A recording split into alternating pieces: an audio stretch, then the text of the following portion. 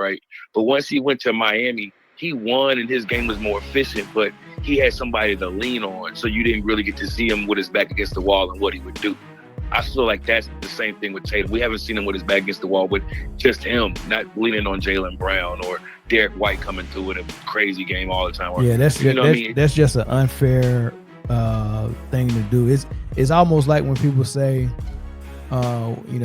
Kevin Durant got to get rings without the Warriors. We never seen him do it without Steph. And I'm like, you never seen Steph do it without Clay.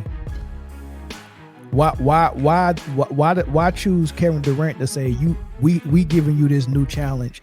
Yeah, you got 2 rings and you outperformed everybody on the floor and won both MVPs in the finals, but you got to do it without Steph. But Steph don't have to do it without Clay. You just go accept.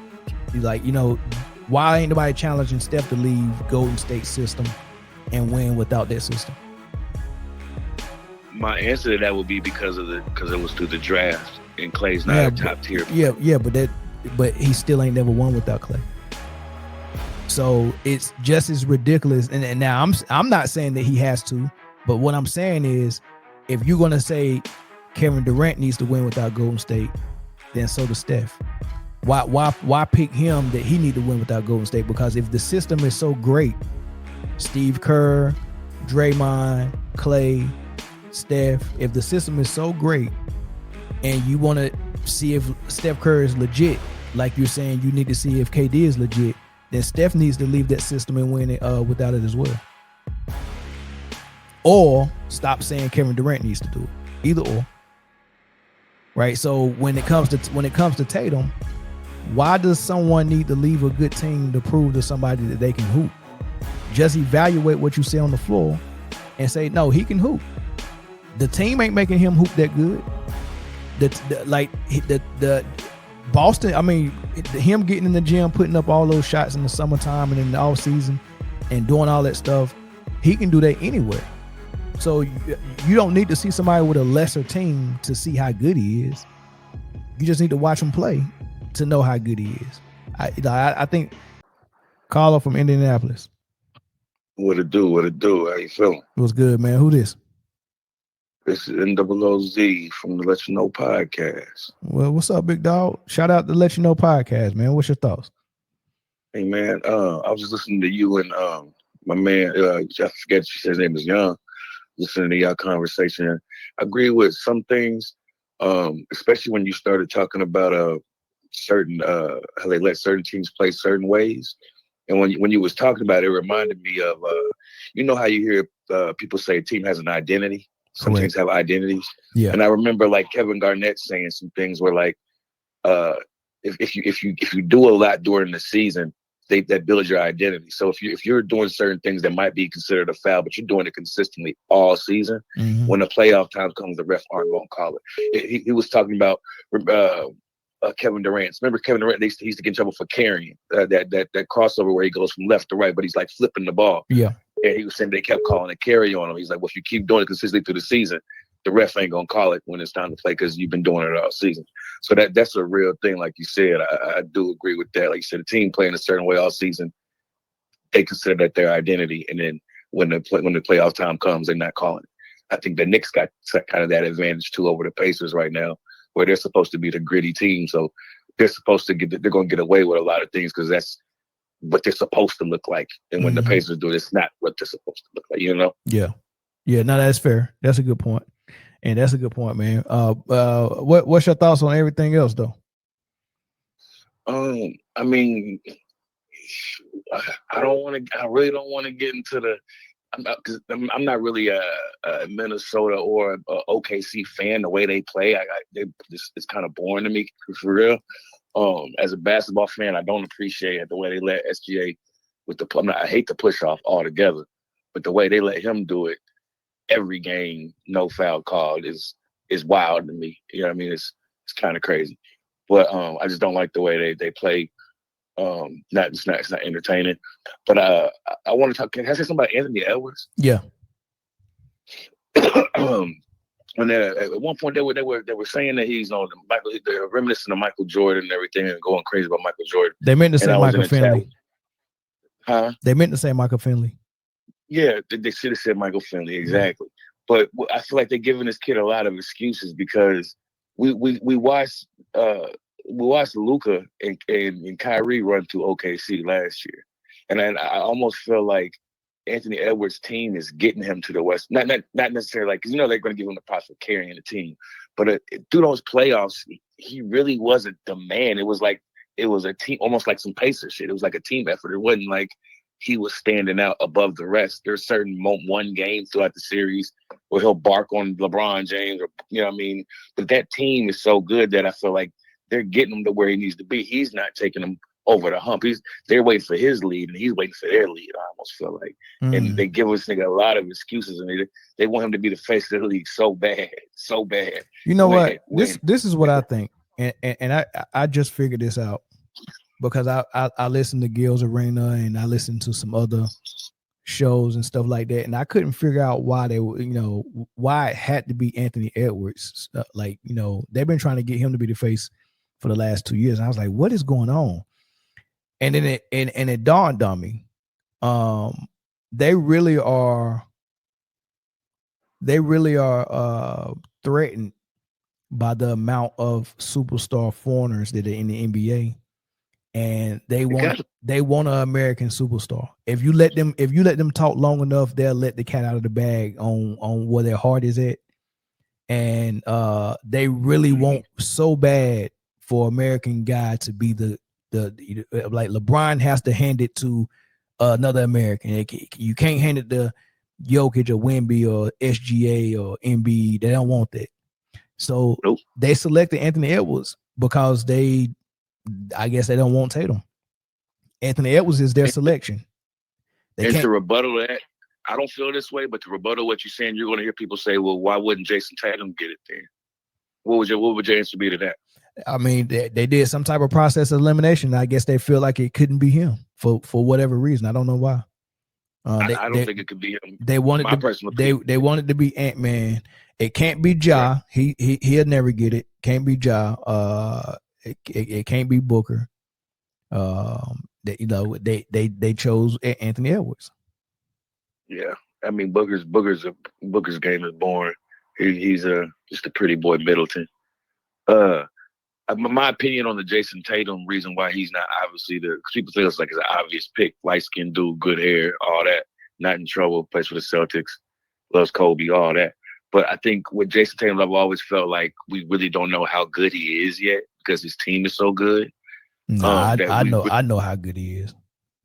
I mean, you can see him shine, but we really haven't seen. I disagree because do you know what I mean by him having I disagree. Let me say this: LeBron James, when LeBron first came in the league, when he was with Cleveland the first time, you got to see all of his superpower, everything that he could work with, right? But once he went to Miami, he won and his game was more efficient, but he had somebody to lean on. So you didn't really get to see him with his back against the wall and what he would do. I feel like that's the same thing with Tatum. We haven't seen him with his back against the wall with just him, not leaning on Jaylen Brown or Derek White coming through with a crazy game all the time. That's just an unfair thing to do. It's almost like when people say, Kevin Durant got to get rings without the Warriors. We never seen him do it without Steph. And I'm like, you never seen Steph do it without Clay. Why choose Kevin Durant to say we giving you this new challenge? Yeah, you got 2 rings and you outperformed everybody on the floor and won both MVPs in the finals, but you got to do it without Steph. But Steph don't have to do it without Clay. You just go accept. You're like, why ain't nobody challenging Steph to leave Golden State system and win without that system? My answer to that would be because it was through the draft and Clay's not a top tier. But he still ain't never won without Clay. So it's just as ridiculous. And now I'm not saying that he has to, but what I'm saying is if you're gonna say Kevin Durant needs to win without Golden State, then so does Steph. Why pick him that he need to win without Golden State? Because if the system is so great, Steve Kerr, Draymond, Clay, Steph, if the system is so great and you want to see if Steph Curry is legit, like you're saying you need to see if KD is legit, then Steph needs to leave that system and win it without it as well. Or stop saying Kevin Durant needs to do it. either or. Right. So when it comes to Tatum, why does someone need to leave a good team to prove to somebody that they can hoop? Just evaluate what you see on the floor and say, no, he can hoop. The team ain't making him hoop that good. The Boston, I mean, him getting in the gym, putting up all those shots in the summertime and in the off season and doing all that stuff, he can do that anywhere. So you don't need to see somebody with a lesser team to see how good he is. You just need to watch him play to know how good he is. I think that's something that came with debate shows. We didn't used to evaluate players like that. If you can hoop, you can hoop. We're going to say you can ball.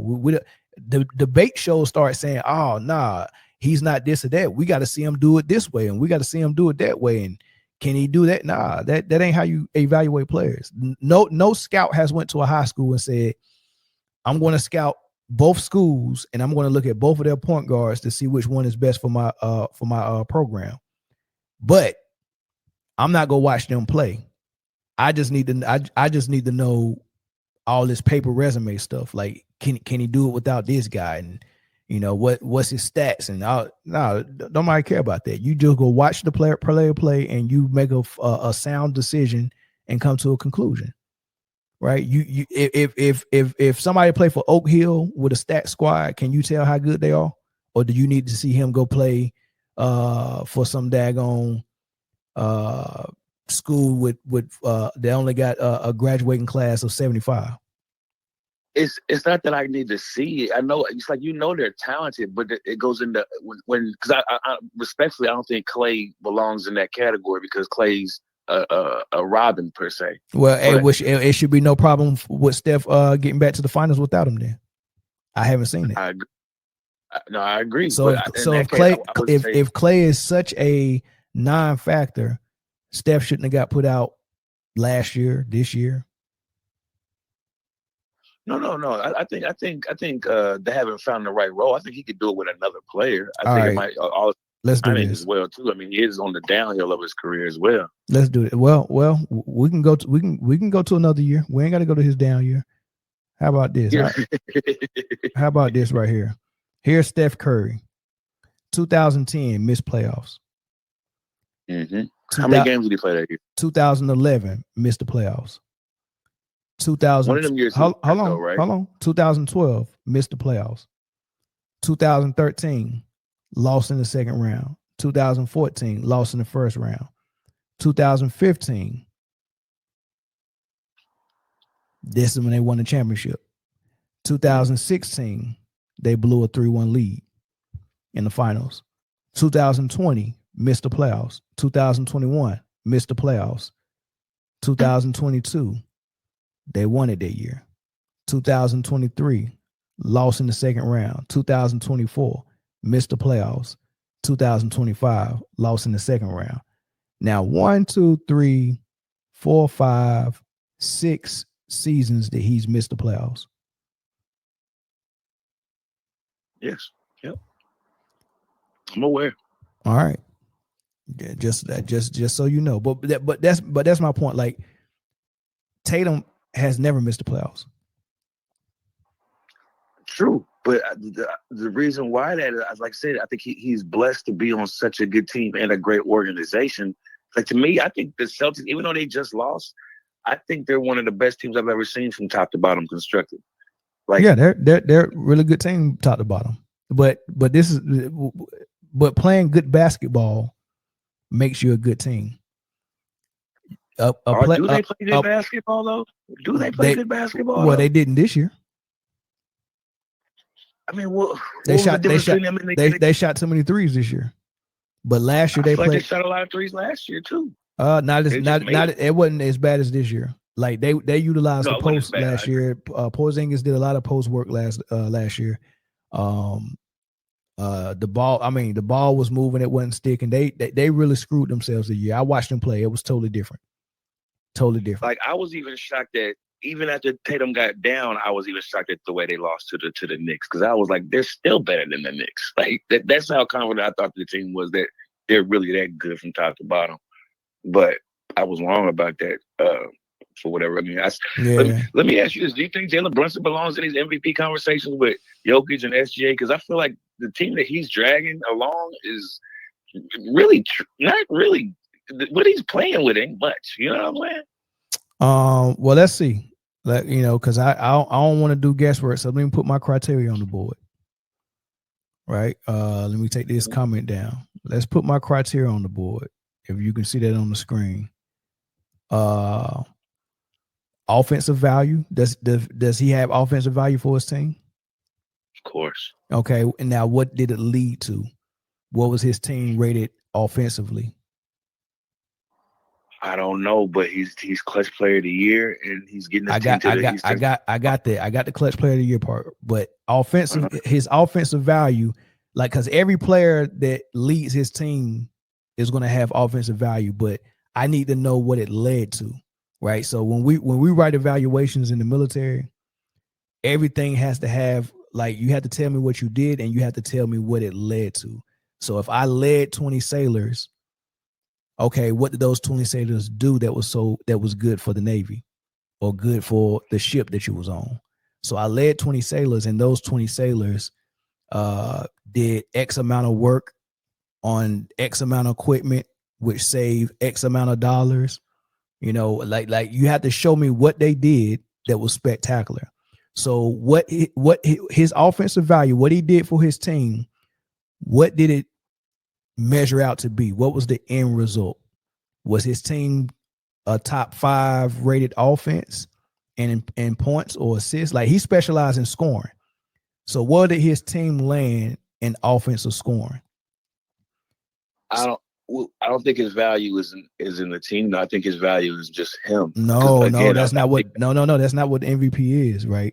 It has to. You're right. That's not what the MVP the ends have to justify the means, right? So I Google it real quick. What was the oh, you can Google it. What was the Knicks rated at offensively? I'll pull it up real quick.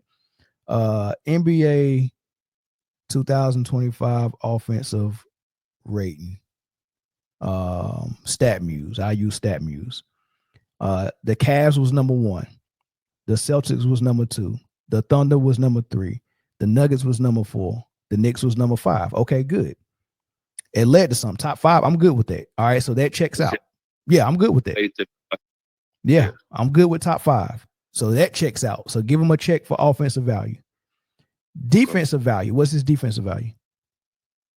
Probably not much. He does step in and take a charge, but that's all. So X for defensive value? Yes, X. Big X. All right. And then team success. What was his team success like as far as their record? I think they got 50 wins, I think. Let's see. NBA 2025 standings. The Knicks was number 3 in the East, 51 wins. Give him a check for team success. So he got two checks out of 1. SGA got 3 checks. True. All right. And he had more offensive value because he actually got the scoring title. And his team was rated higher offensively than the Knicks. That was number 3, right? All right, so he got more offensive value than Brunson. He got more defensive value, and he had more team success. That's how I do MVP. Well, let me ask you this: if both players are averaging 30 and both are averaging 5 assists, what is SGA doing different than Jalen Brunson to get a higher? It led to more team success. I just think that means that his team is better, and his team is better, and his team is better because he's on it. I disagree. I think it's just like I disagree with the Jason Tatum thing. It's not because he's on the team. His team is built really well. Sure, you have Jalen Williams. You have Chet. Hold on. You got a guy that plays defense. The player with the better skill set can easily be built around than someone that puts you in the pigeonhole. Like, if you switch, think Jalen Brunson could swap with SGA and do the same thing? No. You think they gonna win 60? Would they win 68 games? Possibly not, but I think they could get to the finals. Like seriously, this team. Like, people are trying to say this team is stacked, They play good basketball, like San Antonio did. Oh no, they're not stacked at all. Right, when you play when you play a phenomenal brand of, first of all, the brand of basketball that Brunson play is not as bad as Luka's, but is close. You don't think that him and Luka are kind of forced to play that way? No, there's no such thing as being forced to play selfish basketball. Have you? Hold on. Have you ever seen Princeton play basketball? Of course, yeah. They ain't got no athletes. Do anybody on there play selfish? Like people would say, "Oh man, they don't have all stars and the team is not stacked, so their best player is forced to play horrible brand of basketball." No good coach in his right mind would install hero ball as their offense. It's so many offenses out there that predicates on ball movement, passing. Sacramento ran the Princeton offense with Chris Webber and Divac. True, but the NBA majority has always been more about one-on-one and space. And Sacramento had the best offense in the league in the Princeton offense. No, I'm not saying that there's teams that didn't. Listen, Sacramento was running the Princeton offense, and Rick Alderman traded White Chocolate Jason Williams for Mike Bibby. Why? Because listen, White Chocolate could have been next the way he played, but Rick Alderman didn't want to. That's bad basketball. You coming down here doing the ball the way you doing it, and always got it, and the play got to be made by you. And then when you don't have the ball, you're not that effective. Nah, get him off my team. Give me a lesser player in Mike Bibby that can play off the ball, and I'm gonna have my big men run the Princeton offense, and they're gonna pass out of the high post. And that offense was potent, number one in the league. You do not have to run an offense like that. But I think Mike Bibby was also a better scorer than Jason Williams. I think Jason Williams was more Tyrese Halliburton, and Mike Bibby was more Jalen Brunson. Look, the excuses got to stop. There's no such thing as being forced to play bad basketball. Do you think Greg Popovich will let Jalen Brunson play like that for him? The phone's breaking up. I couldn't make out what you're saying. It was sounding real robotic. Can you hear me now? Hello, can you hear me now? Hello? My bad, fam. I can't make out what you're saying. I might have a bad connection. I might have to hang up early. Okay. Chop it up another time. All right. All right, bro. I appreciate you. Yeah. Hey, hold on. Can you hear me now? Sure.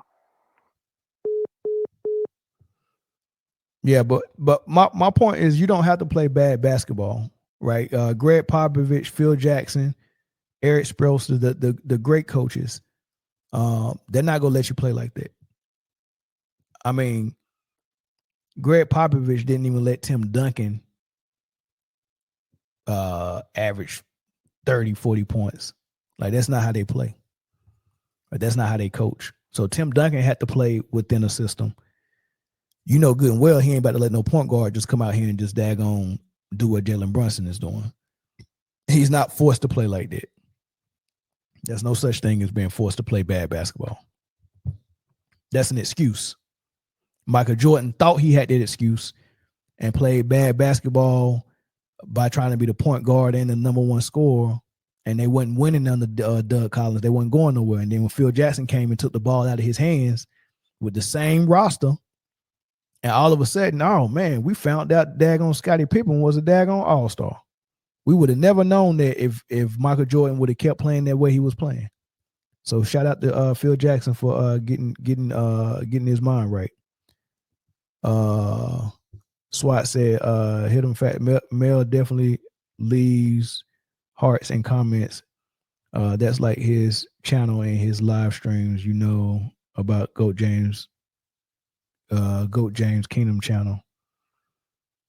Oh yeah, I don't know. He's talking to me. That's like his channel and his live streams. Mel definitely leaves hearts and comments.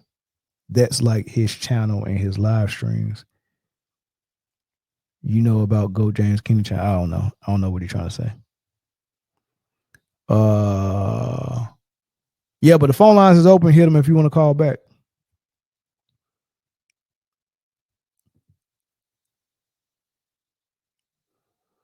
taking the ball out of the best decision makers' hands isn't smart, leads to turnovers. If we're still talking about Brunson, I don't know how. Like Jalen Brunson is a shot chucker. He takes a lot of shots, so I don't know how that makes him the best decision maker. And sure, you can take the ball out of your best decision making hand because this is what Phil Jackson did with Michael Jordan. Took the ball right out of his hand. If you install an offense and the team knows the offense and runs the offense, you don't need the ball in one decision maker's hand their entire game, right? You don't need that, right? The fact that you think everybody think you have to have a point guard that has the ball all the time has never ran an offense that was team oriented, right? Greg Popovich, we'll just go to Phil Jackson, the triangle offense. John Paxson, BJ Armstrong, Craig Hodges, all them point guards they had, they didn't have the ball like that.